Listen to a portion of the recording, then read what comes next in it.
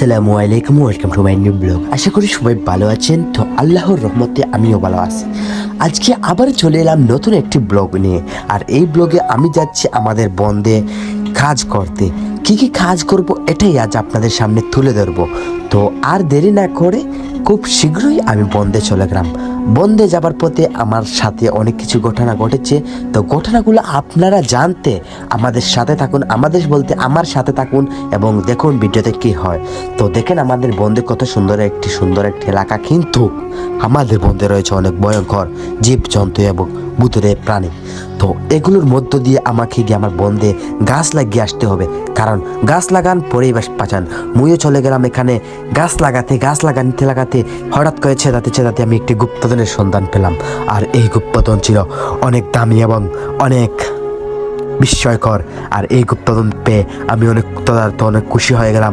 খুশি হওয়ার পর আমি মাটি চাপা দিয়ে দিলাম, কারণ এটা যেন আমি এরকম সামনে রেখে দিই, কোনো মানুষ দেখলে আমার সাথে জঙ্গলে কোথায় থেকে যেন একটি আওয়াজ আসছে, খুব বিস্ময়কর। তো আওয়াজটি আপনারা একটু শুনুন, কি আওয়াজ আসে বা না আসে এটা একটু গবেষণা করুন, আপনারা দেখেন।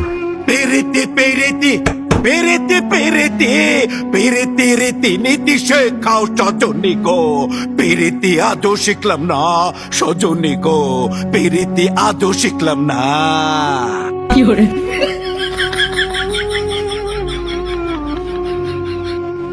যাই হোক গাইস, আওয়াজটি অনেক ভয়ঙ্কর এবং অনেক মর্মান্তিক ছিল।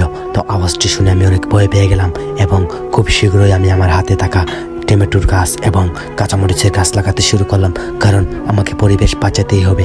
পরিবেশ না বাঁচালে আমরা কিছুদিনের মধ্যেই সবাই ধ্বংস হয়ে যাব। তাই আমি খুব শীঘ্রই এখানে কাঁচামরিচের গাছ পুঁতে রাখলাম, কারণ কাঁচামরিচের যে দাম, ভবিষ্যতে আমি কাঁচামরিচ পেয়ে অনেক বড় লোক এবং অনেক কোটিপতি হতে পারবো। তাই খুব শীঘ্রই আমি এখানে কাঁচামরিচের গাছ রোপণ করলাম। কে বন্দে আসার পথে আমার সাথে যা যা দুর্ঘটনা ঘটেছে তার মধ্যে একটি হচ্ছে, একটি অনেক বড় খাসিয়া বিড়াই আমার সাথে দেখি আমাকে বলল, ভাই আপনি কোথায় যাচ্ছেন? আমি উঠে বললাম যে আমি বন্দে যাচ্ছি কাজ করতে।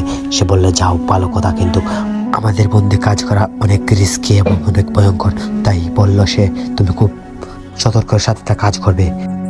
আমি তাকে কথা দিয়ে চলে এলাম। আর গাইস, আজকের ব্লগ এই পর্যন্তই। দেখা হবে অন্য কোনো ব্লগে। আজকের ব্লগটা কেমন হলো এবং কীরকম ফালতু ছিল একটু কমেন্ট বক্সে বলে যাবেন। আর এরকম ব্লগ পেতে আমার কমেন্ট বক্স খোলা করে দেন। তো bye bye, tata, good bye.